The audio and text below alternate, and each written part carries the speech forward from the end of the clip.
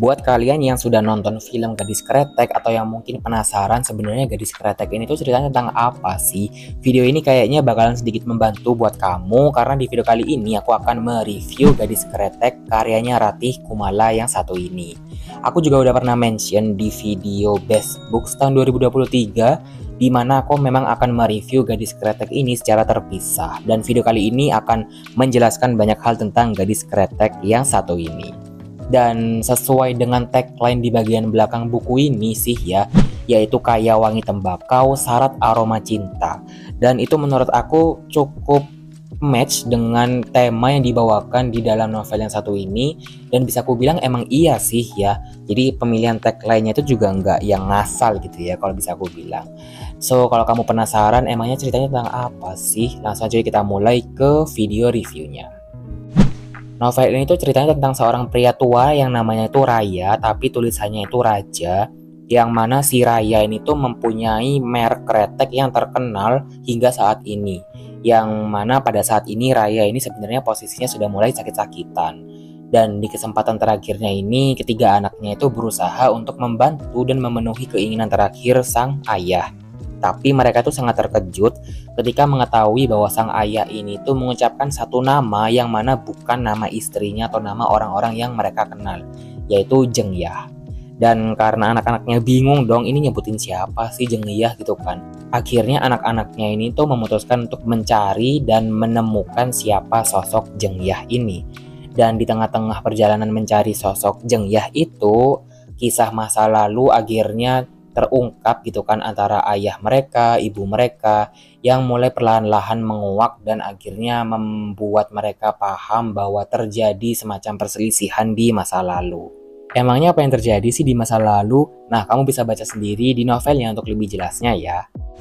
Nah, sekarang di sini aku membahas mengenai gaya bercerita atau narasi di novel ini. Novel ini tuh dikisahkan dari sudut pandang orang pertama dari anaknya si Raya ini yang namanya tuh Lebas. Dan mungkin karena faktor Lebas ini tuh adalah anak terakhir, seringkali tindakannya itu cukup kekanak-kanakan, di mana kakak-kakaknya ini sering bertengkar gitu kan dengan dirinya, yang ada salah satu kakaknya itu yang sudah menganggap itu adalah hal biasa gitu kan, yang sudah menjadi makanannya sehari-hari. Dan oh ya kan, tadi kan anaknya Raya itu kan ada 3 ya. Jadi si Lebas ini suka bertengkar banget sama kakak sulungnya gitu. Jadi ya kakak yang tengahnya itu kayak ya gini lagi gitu.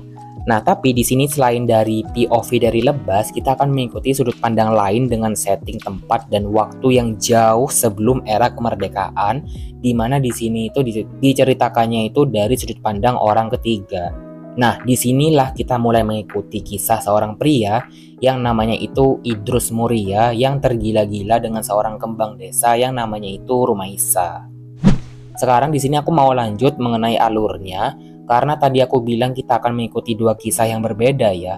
Maka alur di sini itu geraknya secara maju dan mundur. Tapi uniknya di dalam cerita ini tuh untuk alur yang ada di masa sekarangnya ini dengan alur yang di masa lalu itu kayak nggak ada nyambung-nyambungnya gitu ya, bisa kalau bisa aku bilang gitu. Karena semuanya tuh di sini benar-benar beda, baik dari tokoh, terus kemudian setting tempatnya, setting waktunya, sampai hal-hal sederhana kayak kebiasaan orang-orang di 2 zaman yang cukup berbeda ini. Jadi kayak ada semacam generation gap lah kalau bisa aku bilang. Awalnya aku sendiri juga bingung ya, ini hubungannya apa coba? Terus aku kemudian mulai menebak-nebak gitu kan. Apakah kita akan menemukan sesuatu yang secara nggak langsung berhubungan di masa kini? Dan ternyata dugaan aku itu benar. Novel ini bisa aku bilang punya benang merah yang dikemas dan disusun secara rapi. Semuanya tuh kayak udah struktural gitu, paham gak sih?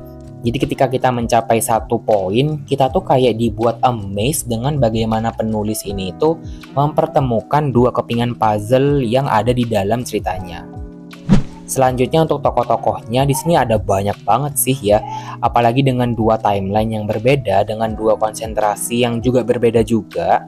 Tapi aku bisa bilang kalau penulisnya tuh cukup sukses membuat karakter tokoh yang ada di dalam sini. Ada tokoh yang nyebelinnya Masya Allah gitu kan, yang bikin aku tuh geleng-geleng kepala dan gak habis pikir gitu loh, kok ada tokoh yang masih kayak gini gitu, paham gak sih? Jadi kayak memainkan emosi pembaca juga ya. Dan aku juga nggak sekali dua kali dibuat kesel dengan keadaan yang menimpa salah satu tokoh di sini, seolah dia ini tuh jadi tokoh yang terzolimi banget gitu, paham gak sih? Waduh, terzolimi nggak tuh? Tapi itu berarti penulis emang berhasil merebut hati pembaca dan simpati dari pembaca ketika membaca novel yang satu ini. Sekarang di sini aku mau membahas tentang hal-hal yang menurut aku menarik dan aku sukai dari novel ini. Yang pertama yaitu bagaimana penulisnya ini bisa banget memasukkan unsur kretek sebagai main topik alias rokok di dalam novel ini.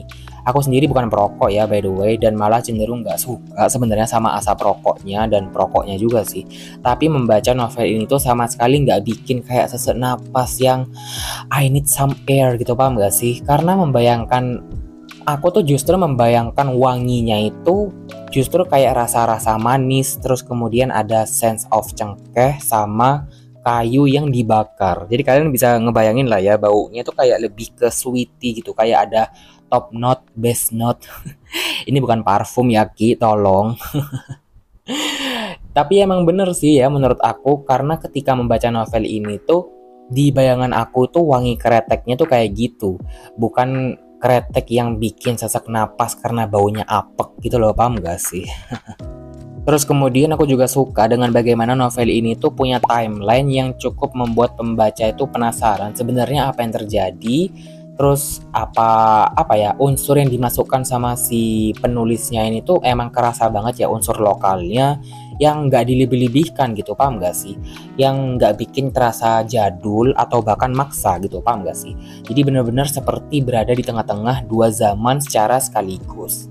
Terus kemudian aku juga merasakan di sini itu ada otomatis ya, karena ini tuh timelinenya tuh ada di sebelum kemerdekaan, kita juga bisa merasakan masa-masa era-era G30S PKI. Pokoknya selengkap itu, jadi dari mulai sebelum merdeka, waktu masih penjajahan, pasca Indonesia merdeka gitu kan. Pokoknya semua yang bisa dialami oleh tokoh-tokoh boomers itu bisa kalian temukan di dalam novel yang satu ini. Tapi sayangnya ya, ini kekurangan dari novel ini yang aku rasakan, yaitu jujur aku bertanya-tanya kepada editor dari novel ini. Karena novel ini tuh masih banyak banget typo di sana sini, padahal udah cetak ulang berkali-kali sampai belasan, bahkan kayaknya puluhan. Terus kemudian aku BTW udah beli yang versi cover film ya, ini bener-bener yang terbaru banget. Dan itu aja masih ada typo di sana sini, padahal ini udah cetakan keberapa gitu kan, yang apalagi sampai difilmkan gitu kan, kayak mohon maaf banget typonya itu sudah sampai masuk ke kadar mengganggu ya. Padahal novel ini udah sering banget ludes, bahkan aku aja telat sehari aja udah kayak sold out di mana-mana. Dan ya gitu sih, kayak sayang banget gitu kan, isinya itu masih berantakan. Berantakan dalam artian emang typonya cukup banyak dan mengganggu aku waktu saat membacanya. Dan ini adalah poin terakhir yang aku bisa kasih alias rating. Aku sayang banget cuma bisa kasih rating itu 4,5 bintang dari 5 bintang. Tadinya memang mau aku kasih rating 5, jujur aja dah. Tapi karena ada typo itu tadi, aku sedikit menurunkan kadar rating aku. Ya karena masuk ke kadar mengganggu gitu kan si typo itu. Cuman aku rekomendasikan ya si novel ini buat kamu yang suka baca cerita yang setting tempatnya tuh di Indonesia, yang kayaknya melewati dua timeline sekaligus. Ini cocok banget buat kamu. Terus yang suka historical fiction, yang suka romance, ini cocok banget buat kamu untuk baca. Dan di sini juga ada nilai-nilai budaya dan sejarah di dalam novel yang satu ini. Oke, itu tadi adalah reviewku mengenai novel Gadis Kretek karyanya Reti Kumala. Dan buat kamu yang sudah nonton atau sudah baca novel ini, boleh banget tulis di kolom komentar di bawah impresinya terhadap novel yang satu ini. Aku akhiri dulu videonya sampai sini dan kita akan ketemu lagi di video-video yang selanjutnya. Dadah!